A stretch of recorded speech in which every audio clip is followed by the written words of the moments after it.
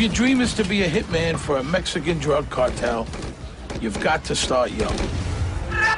Teens are the best. They enjoyed the rush. They enjoyed getting paid to kill people. Yeah. Best of all are Chicano kids. They can blend in on both sides of the border. You had American youth dressed like Americans, speak like Americans, able to travel like Americans. There was a lot of money involved. Cars, girls, anything you need. To a teenage hitman, life is a video game. His victims, just losers. Too bad for them. My name is Steve Sharippa. I grew up in a pretty rough neighborhood in Brooklyn, New York. I've seen good people turn bad and bad people turn worse. Some took contracts to carry out a hit. Some were victims of a hit. To hitmen, life and death are just part of the business. It's nothing personal.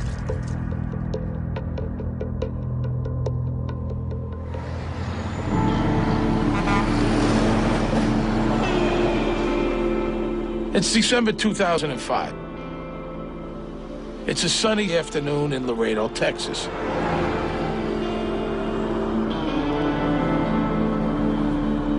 Moises Garcia, his wife and son are out for lunch at a local Tex-Mex chain. Moises Garcia was a young person, I think mid-20s. Had a family. I think he was expecting a child. What Moises doesn't know is that his plate of rice and beans will be his last meal.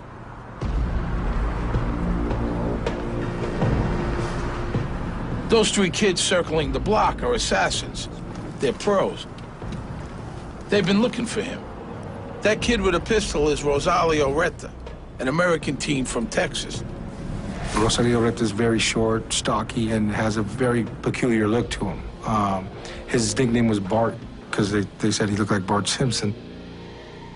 The fact that Rosalio Reta looks like Bart Simpson isn't that unusual for an American teen. But he does have things that make him special. Oh, he's got a lot of drive, he's got a job, he's got a talent, and he works very hard. Thing is, his talent is for murder. He's a hitman, and he started when he was 13. The years go by, and so do the killings. By the time he's 16, Reta's got nearly 30 notches in his belt. Blowing away Moises Garcia will add one, but it's just another afternoon's work. He liked killing people. If they use that natural-born killer, that's what he is. He would kill somebody and sleep like a baby, as that was his words. This guy just doesn't possess the God gene that everybody talks about. He has no remorse whatsoever. To me, it's a job, just like you got a job. I had a job, I know it's not right taking people's lives, but that's one of the things I'm good at. So, Rosalio Reta is a cold-blooded teenage assassin. This is the first time he's allowed TV cameras to show his face, now decorated with prison tattoos. You tell me who to kill, you're gonna pay me. I just go on and do it. I just go on and do it. I mean, how did that happen? This is a kid from a normal home. What turns him into a killer without a conscience? Reta himself has no idea. There's nothing to indicate that Reta was going to turn out to be what he turned out to be. Other than being considered a little funny-looking, there is nothing troubled about Reta's childhood. He grew up in Laredo, Texas, a mid-sized city on the Rio Grande, just across the border from Mexico. The Retas aren't rich, but none of the neighbors are either. My mom's, she a hairstylist. And my dad, that construction company thingy. Parents always provided us with everything. Happy family. They never knew what I was doing. They just knew I was doing something bad. And always asked me to stay away from everything I was doing, but it was too late for that. Young Rosalio wants to be a commando when he grows up. Special forces, the real tough guys. When I was small, I wanted to be a Navy SEAL for the military, but started getting in trouble, and you can be part of that with a criminal record. A rap sheet might put off Navy recruiters, but there are outfits that consider having one a feather in your cap. In Laredo, those guys are easy to find. Laredo is the largest border crossing for goods coming into the U.S. from Mexico. Most of it's legit. You know, raspberries, tequila, DVD players. But hidden in those shipments are billions of dollars worth of drugs. Cocaine, heroin, marijuana. When people talk about Mexican drugs flooding into the U.S., they're talking about a river that starts in Laredo and flows up Interstate 35, the Nile of cocaine. Most of the $50 billion a year worth of narcotics that ends up polluting American bloodstreams crosses the Rio Grande at Laredo. The I-35 corridor begins in Laredo and extends up north to San Antonio, and it hits Austin, it goes up to Dallas, and it can hit a lot of markets in the United States. So it's obviously very lucrative. Whoever controls the geography, the gateways into the United States, is going to control the drug distribution network. So, drug smugglers are vying to control the turf Rosalio Reta knows like the back of his hand. That's frightening to some. To others, it's an opportunity. You're atypical, poor kid from the border that really didn't have a future, that really didn't have a lot of options. So why not turn to organized crime? Poor kids dream of getting rich one day. In Laredo, the only rich people most poor kids see are drug dealers. So that's the dream. And the richest guys, they're the ones who work for the big cartels. Even though Rita's parents both worked, they put no silver spoons in their son's mouth. It's not unusual or hard to believe that a lot of these kids latch on to these ideas of this glamour, this sort of indestructible lifestyle. They are offered cash, cars, as many girlfriends as they want, power, prestige, the ability to take a life and not blink an eye. I liked it. I grew up liking that kind of lifestyle. Just want to be a part of it, so. Reta isn't the only kid who wants out of Laredo's dusty streets. His best friend, Gabriel Cardona. We're best friends since we were kids. We still go to school together and everything. Gabriela Maldonado is Gabriel Cardona's mother. She can't stop her boy from getting lured into the drug life, and the reason is plain to see. The money. They don't want to be poor. They don't want to work. They want to have money just like that, easy. Cardona dreams of mainstream success, but his ambitions don't survive the temptation of easy money. He used to say he was going to be a lawyer, be a police, but before he was 15. And after that, I think his friends shanked him. To her, Rosalio Reta, even though he is younger, is the driving force. Just a bad seed. I didn't like him. You can tell if he's a good boy or he's not, just by looking at him. Good or bad, if they had money in their pockets, kids in Laredo head across the Rio Grande to get their kicks. Nuevo Laredo is their town's far spicier Mexican sister. They go out there and hang out in nightclubs on the Mexican side, and they start seeing their old friends, hanging around with good-looking women. They're driving around expensive vehicles, a lot of money, and they don't have a job. The Eclipse is the place that draws them. If you want to be noticed in Nuevo Laredo, the Eclipse is your stage. I used to go there a lot. Everybody used to go to that club. The two pals from across the border get noticed, all right. Scouted is more like it. Reta is just 13. Cardona, he's 16. But they have a natural ability. That much is clear. At that point in time, there was certain members of that cartel that, I guess, befriended him. The guy who adds them to his entourage is a big fish. Cartel boss Miguel Trevino. Miguel Trevino Morales is greatly feared, one of the bad guys, one of the people that you do not want to mess with. Trevino is a man that is deemed to be by the U.S. Drug Enforcement Administration one of the primary cartel warlords that rules an empire. This is something you gotta know about Mexico. Drug bosses are rock stars. Kicking with Miguel Trevino makes you a player. I was real close to one of the big guys in Mexico. Kept on seeing me around a lot. Like what I do, the way I do it. So I started coming up little by little. What Reta does is hurt people. The way he does it is without remorse or hesitation. Trevino likes that. And make no mistake, Miguel Trevino is a truly bad guy. He has been known to participate and watch beheadings. This is an individual that is not afraid of picking up an entire family and eliminating them. Trevino commands a whole posse of killers, the Zetas. The Zetas are former Mexican army commandos who figured out that the bad guys pay way better. So they become enforcers for the Gulf Drug Cartel. When you look at the importance of the Gulf Cartel in connection to the actual drug trade, this is one of the major cartels operating in Mexico. The Gulf Cartel is run by guys like Juan Garcia Abrego and Carlos de la Cruz Reyna. The Gulf guys are big time mostly because they control the Laredo crossing, and thus the I-35 corridor. They keep control by killing anyone who gets in their way. Causing that carnage is what the Zetas do for a living. You know, a lot of kids are like, I want to be a doctor, I want to be an attorney. Everybody down there, they wanted to be Zetas.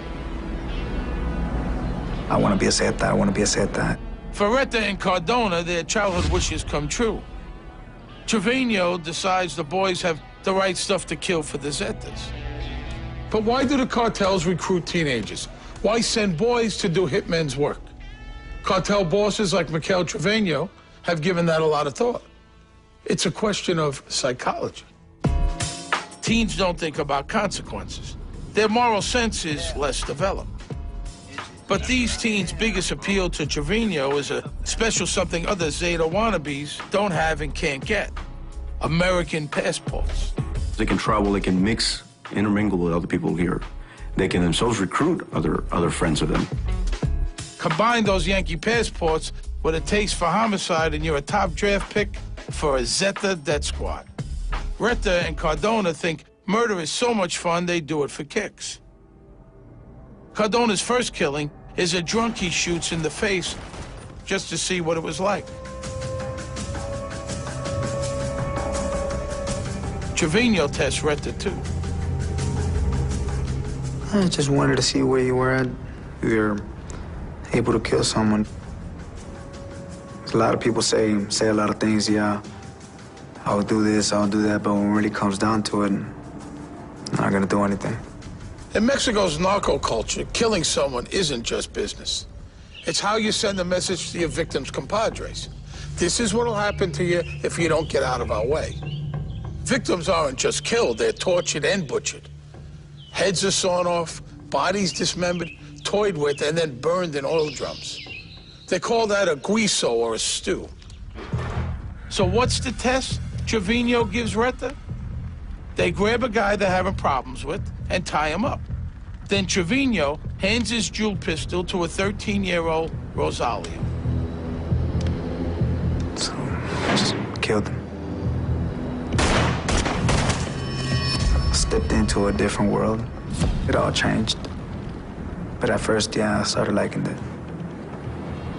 He executed him to prove his loyalty, to prove that he had enough to commit a murder. I knew what I was getting myself into.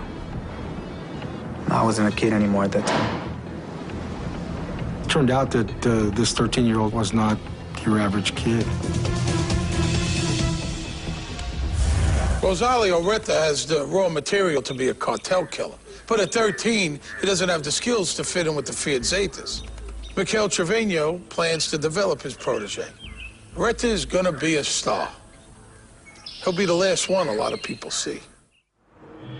In the fall of 2005, American teenage assassins Rosalio Retta and Gabriel Cardona are working for a drug cartel. Moises Garcia is in the business himself. That's about to put him in harm's way. Some will see that as poetic justice, the law of the drug jungle. But Moises is not all bad. Oh my God, you win. Ow! He was married. He was a father, a son. Moises might be a good family man, but he does earn his living selling narcotics. He supplies a Laredo neighborhood. Moises Garcia was a member of the Mexican Mafia. The Mexican Mafia is a prison gang that was originated in California. It's real strong in the Texas area, real strong in our city. Moises Garcia, by the way, is no saint. He shot a guy in the head when he was 18, a prison friend of his. They met doing time on drug charges. Anyway, what I'm getting at is Moises, Retta, and Cardona are from the same world. I mean, they're all criminals. But maybe Moises is a little behind the times. 25 is old for a drug dealer. In that world, life is for the young. So Moises Garcia is a small-time criminal. But what makes him important? Well, he's graduating to the big leagues. He's been doing some marketing for the Sinaloa cartel. He was contracted to perform certain services for a rival cartel. It's my understanding that that was the rationale and the reasoning behind him being set up as a target. And being someone the Zetas have a beef with is not what you call survivable. Getting killed, that's one of the main things.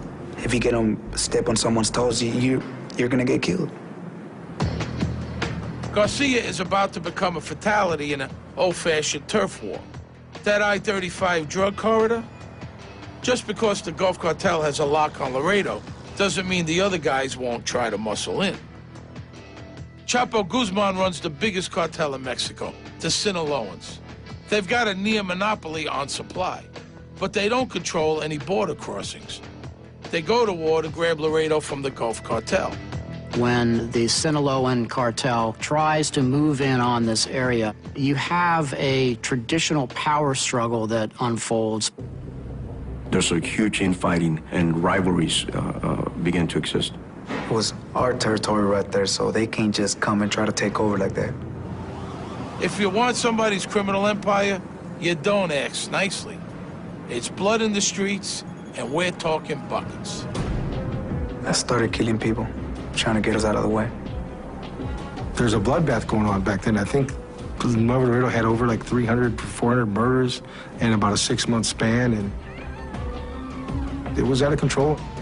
There's more right there in Nuevo Laredo, and there's more drugs, more money going on, so everybody they're fighting for that spot. Miguel Trevino is the Gulf Cartel's General Patton, and Laredo is his Battle of the Bulge. He needs firepower on his front lines. And those American teens, they are really valuable. They can wipe out the Sinaloan enemy on the Texas front.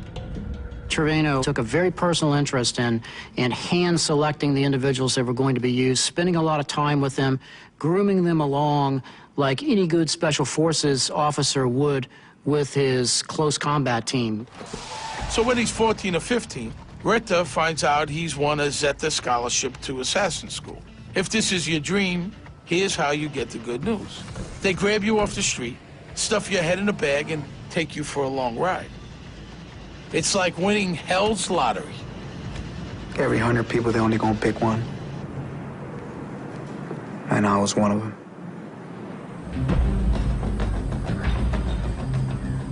Most of these kinds of training operations are taking place on very rural ranch properties that are owned by the cartels. It's like a special force training. For a lot of kids, summer camp is a rite of passage. A chance to learn new skills, make new friends, you know, come into your own.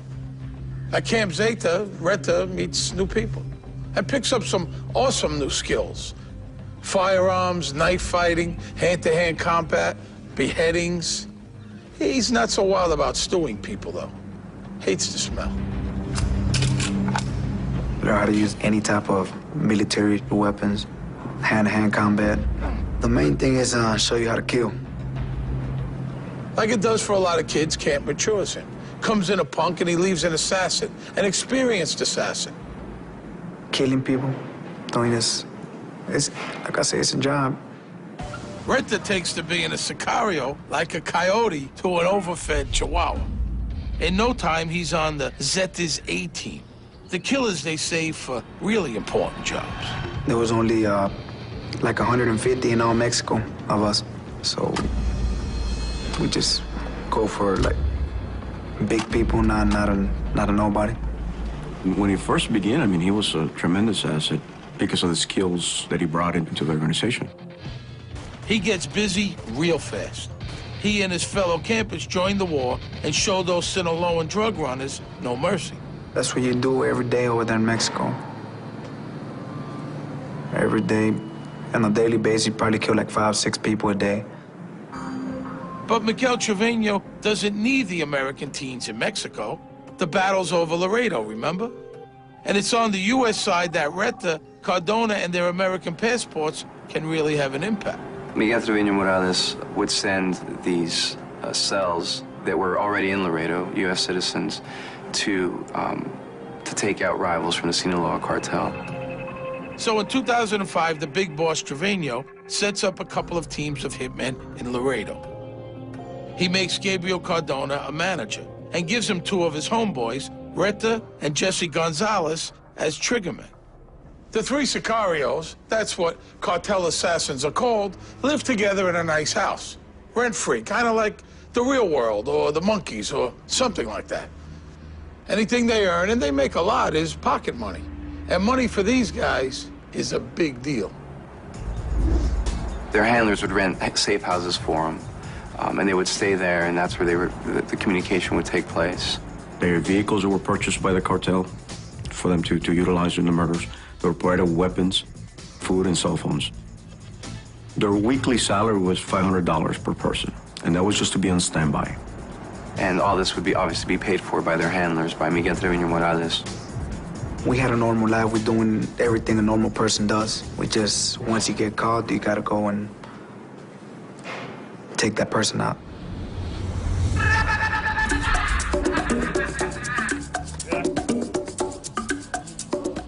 We're not filling Sinaloans with lead. The teams are living in a teen paradise. Mattresses on the floor, video games, booze. There's a lot of money involved. Cars, girls, anything you need. But once you kill somebody, you assassinate somebody, it goes from, if it's nobody, $10,000, $20,000. But I wasn't doing all that. If you're a nobody, I don't want to know anything about it. The people who were taken out, it was like from 75, 125, 200, 250, all the way up to 400,000. With that kind of income and no expenses, you can buy anything a teenager might want. Yeah. Retta, he likes nice cars. So what if he's not old enough to drive? The first Mercedes he got, he won at a raffle. The cartel was hosting some of their, I guess you'd call it a company picnic, for lack of a better term. They handed out door prizes, and he walked away with the, $75,000 Mercedes. Because guy was only 14 at the time. You do good work, they give you good things. Rosalio Retta has come a long way. He's got a Mercedes and an unlimited supply of games and girls. And if that isn't good enough, he gets to kill people too. For Retta, life is good, and dealing debt just makes it better. These teenagers were thrill seekers. They enjoyed the rush. They enjoyed getting paid to kill people. They really actually liked doing it. Now, killing a guy, if you're a professional, is not a spur-of-the-moment thing. Most murders are, which is why they get solved pretty quickly. Killing isn't hard. It's not getting caught that separates the pros from the merely homicidal. I mean, you gotta have a plan. And when you figure into their plans, it's gonna be a very bad day. American teenagers Rosalio Retta and Gabriel Cardona are working for the Zetas. They're helping fend off a rival drug cartel, which is trying to take control of the border crossing from Mexico to Laredo, Texas. Everybody they're fighting for that spot. Try to come in, but they didn't make it. But the war won't really be won until the U.S. side is cleared of Sinaloa and allies. That's why Moises Garcia will end up dead. But there's more to this story than a war between two drug cartels. Laredo's got a man on the front lines of law enforcement. He's also named Garcia, Detective Robert Garcia, the Sherlock Holmes of the Tex-Mex border. We interviewed him in shadow for his own safety. There's always been violence on the border, but the way that some of the murders were being committed started raising some flags as to new trends of criminals coming in. Garcia's seen a corpse or two in his time. He's got a connoisseur's eye for professional murders. The way they were committed, I mean, it's not the usual type. This one, you started seeing more a gang-style type of thing, you know, using more high-powered weapons, you know, AK-47s, and it looks like they were more planned. Garcia knows the cartel's appetite for violence is more than his small department can handle. He can see the storm clouds across the river. From day one, we knew that whatever happened across is going to trickle into our side. It's going to have an effect. So we were always working together and trying to get ahead of it. We're not going to bury our heads in the sand and say there's no spillover, there's no violence, or it doesn't affect us. Garcia fears that if Mexico's drug war spills across his border, Laredo, Texas could become as lawless as Nuevo Laredo, Mexico. Garcia wants to get 9 different government agencies, state and federal, to cooperate to share information and resources. Do you have any idea how hard that is? Well, he does it. They all sign on to stop the drug cartel's Texas killing spree. With that kind of investigative firepower, Bart's days as a Sicario are numbered. The detective mobilizes every force he can. We started forming our own intelligence units, our own type of aggressive patrol, picking up local gang members, and started interviewing them. At first, he doesn't get much. The break comes when Detective Garcia is assigned to investigate the murder of a guy named Noe Flores. Noe Flores, that was mistaken identity. They were targeting his brother, which was Mike Lopez, but they killed Noe Flores by mistake. Mike Lopez befriended and started dating Miguel Trevino Morales' ex-girlfriend, so that's why he wanted to do away with this guy. So the boss Trevino has his boys drive up to Lopez's house. He's there.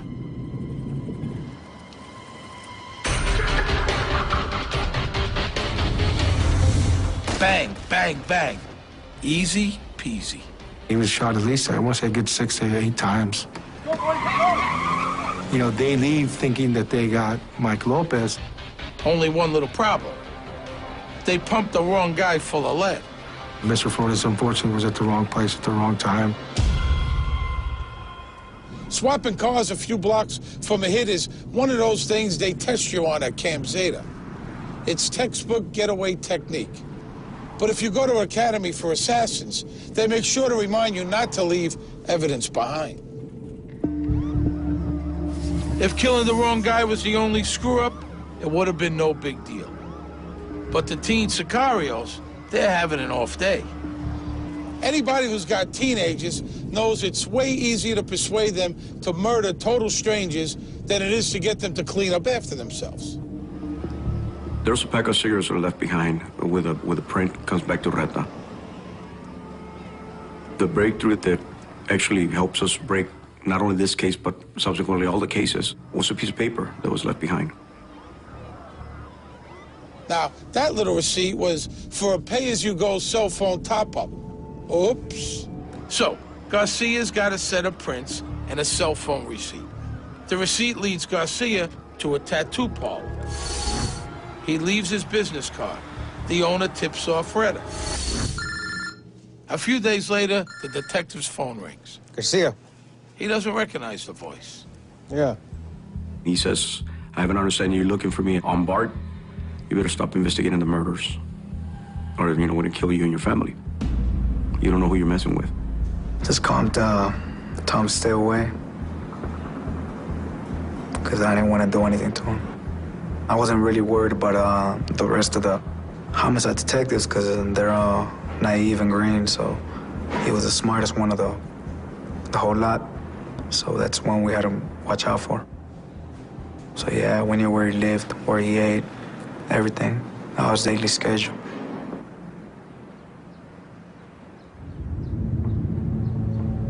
He hopes his threat will persuade Garcia to play it safe.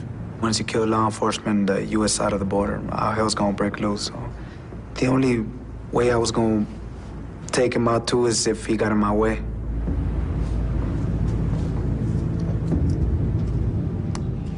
After Bart's threat, the Laredo police park a cruiser at Garcia's house 24/7. But Retta's threat doesn't stop the detective. Just the opposite. Finding the elusive Bart Simpson just got personal. Well, that's when it kind of hits home. And I get, well, I guess this is for real. I did not take it as a threat myself. I did not take it as something that I should be scared of, honestly. I took it more like, how dare he? How dare he calls me on my phone and tells me this? It just made me go look for him even harder. Rosalio Retta may have picked the wrong Texas lawman to tangle with.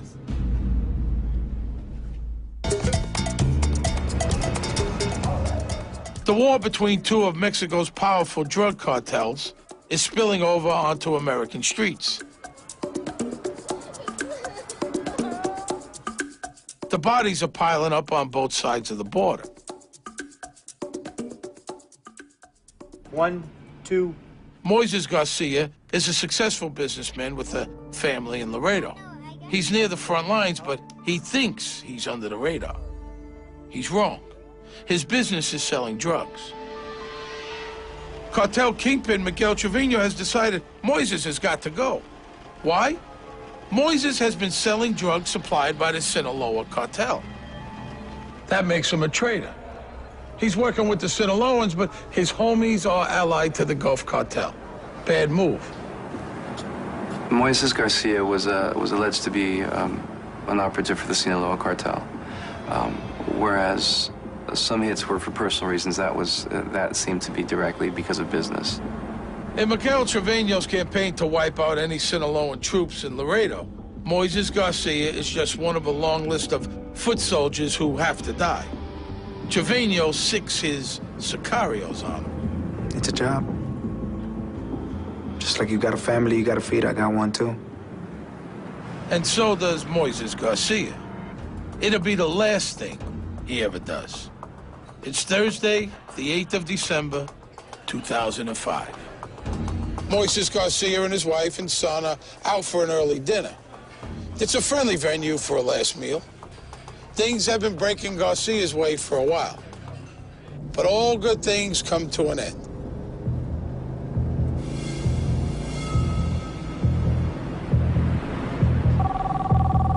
The order to kill Moises Garcia came directly from Miguel Trevino, with his group of sicarios, that being Jesse Gonzalez, Cardona, and Rosalio Retta.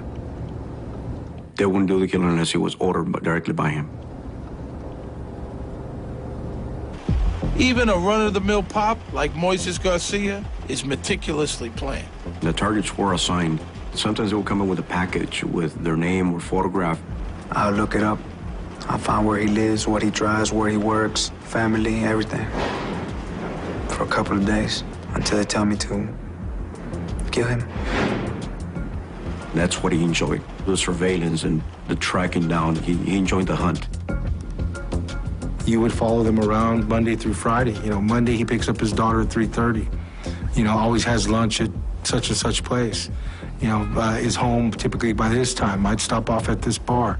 So they had notes, and when the order came down, they would refer to their book and see, okay, well, it's Wednesday, he should be here right about now.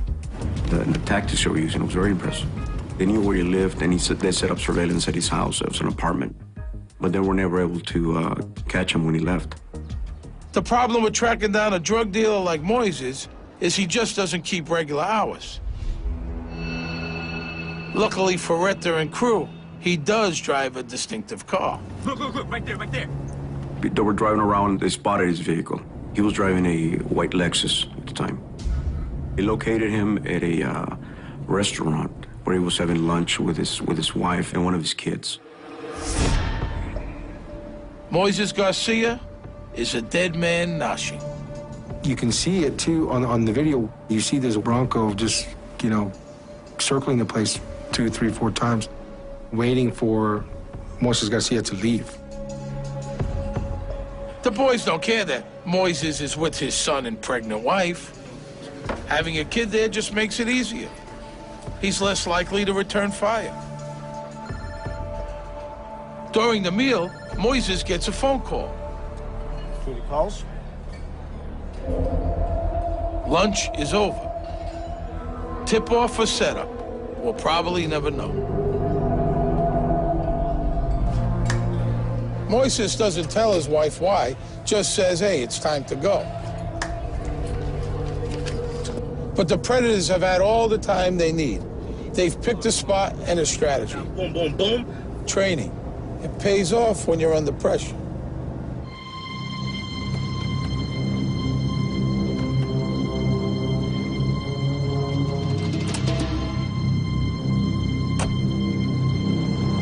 That's ready for this, man. He's ready for this shit. When he comes out and they see the vehicle backing and start heading towards the exit, they block him. Retta exits the vehicle and approaches the driver's side. His wife was in the passenger seat. One of his young children were in the back seat. Retta just starts boom, boom, boom, just firing away. Retta's 9mm holds 10 slugs. He empties it.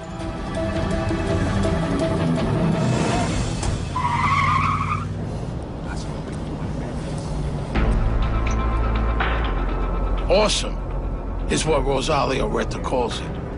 An awesome hit. He struck multiple times in the head and on the left side of his body. I don't feel anything about it. I don't feel there's nothing wrong, even though I know it's not what a normal person would do. Moises dies instantly, but he's not the only one Retta shoots. Some of the rounds go completely through him and strikes the passenger, which was the wife. 2 bullets hit Moises' wife. Miraculously, she and her unborn daughter are not badly hurt. Their son in the back seat is okay, physically anyhow. More than anything, it was more just the sheer panic and brutality of it, of seeing it happen right before your eyes, right next to you. She's deeply traumatized, but Moises' wife can describe the kid who shot her and killed her husband. She described the shooter and how it happened and how the shooter just got down, didn't say anything, just pulled out, you know, a gun and started shooting away. But more than anything, it was her physical description of the shooter, the young man with a lunar, which is a mole. In those days before he got his tattoos, that mole was the one thing that made Retta memorable. It will be the vital clue that gives a face to Moises Garcia's killer. Moises Garcia, a Laredo, Texas drug dealer, has met his fate in the parking lot of a tortilla stand. For Rosalio Retta and his fellow teenage sicarios, killing Garcia is just an afternoon's work. They flee the area, travel approximately 6 or 7 blocks from there, calls some sicario friends to come and pick him up, and takes him to a safe house.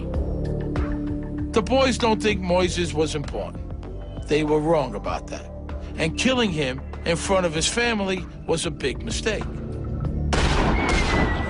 Moises' wife got a good look. The kid with the gun had a mole on his face.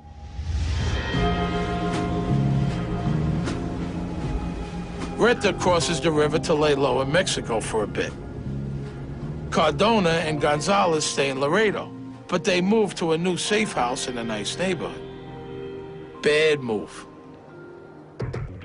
After the Moises hit, It doesn't take Detective Robert Garcia long to ID the teenage assassins. Even worse for the Sicarios, one of their drug gang pals is a mole. He steers them to rent a house Garcia's pre-wired for video and sound. The detective's new Sicario channel is a lawman's dream. That's not a normal day-to-day conversation that they have. It's not, let's go to the movies or let's go to the mall. It's just talking about, let's go kill this person. It's totally different. By April 2006, only 4 months after Moises was killed, the cops have everything they need on tape. The safe house crew hears a knock, a big knock. Reta's not there. He's in Mexico. But it's all over for his childhood pal, Gabriel Cardona. Gabriel Cardona is so impressed with the task force videos, he decides a trial is way too risky. And getting out of prison would likely lead to something really unpleasant. Trevino and the Zetas will be pissed off when they learn how much Cardona gave up when he confessed. A Texas prison is the safest place he can be. The third member of the assassin's cell, Jesse Gonzalez, gets away and also hightails it to Mexico. Another bad plan. He's arrested by Mexican police and is promptly murdered in jail by the Zetas. So what about Rosalio Reta? He stays in Mexico to avoid the heat, and the cartel has plenty of work for him anyhow. His body count is going up, notch by notch. But with Jesse dead and Gabriel behind bars, 16-year-old Rosalio finally loses it. He goes rogue. He was causing problems for his superiors, who had to answer for him and eventually got tired. He was too ruthless for them at the time. What does it take to be too ruthless for the Zetas? The guys who put the carne in carnage? Well, there is that night in Monterrey, Mexico. What happens in Monterrey is that him and another group of individuals go to a nightclub called El Punto to kill a Mexican mafia member. And they toss 4 hand grenades into the nightclub and spray the people in there with an automatic fire, AK-47. I went in and instead of just killing one, I killed 4 that were affiliated with the same person. So, took them all out and threw some grenades in there. Injured 25 people. Despite the impressive body count, it seems Reta doesn't get who he's after. And his paymaster, Trevino, told him not to do the hit at all. They say I didn't kill the right person at the bar. Well, I'm not known for missing my targets. He does miss the point, however. Even if you've got grenades, you don't disobey the boss of the Zetas. So now Miguel Trevino is seriously annoyed. And Trevino doesn't have a line between irritated and homicidal. Reta's got some splaining to do. But mostly, Reta is a loose cannon. The Zetas, they don't like those. The tables kind of switched and they actually wanted to kill him.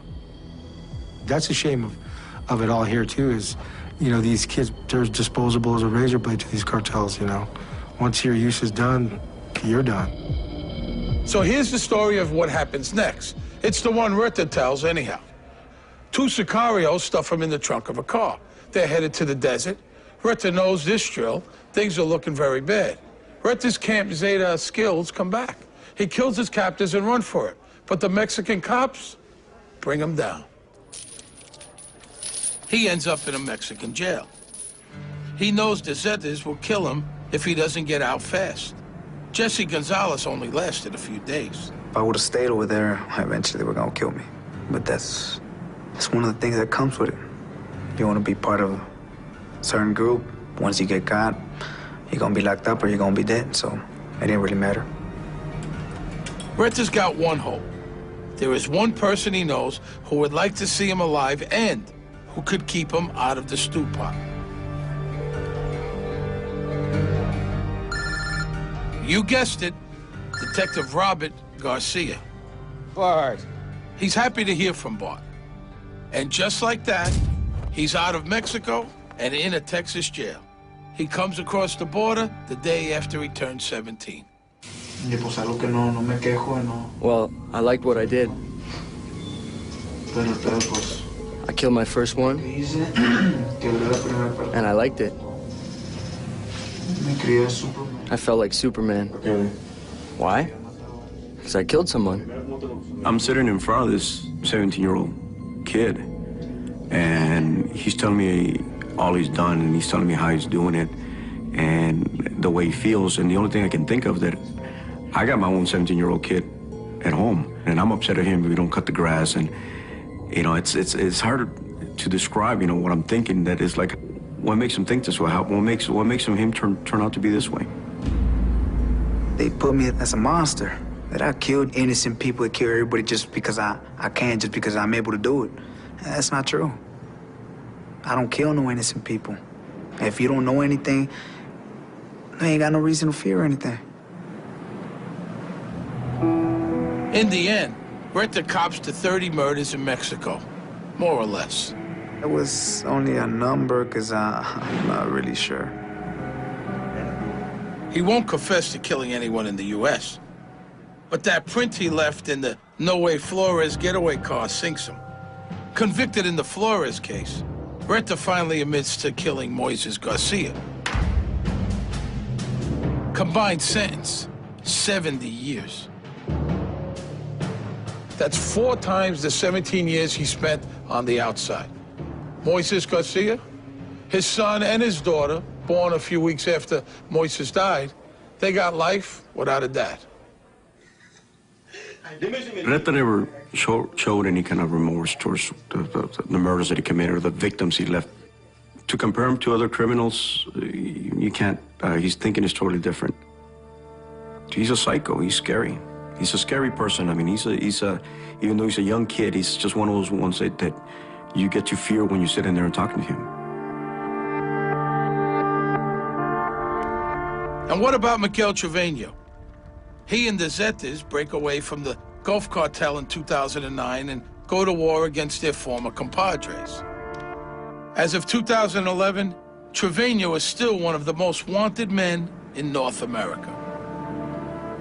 When I started, I know what I got myself into. I know right from wrong. And I knew that eventually a day I was going to end up being in prison or getting killed. There's only one way in and one way out. How do you feel about your victims and their families? Too bad for them. No sense of remorse or...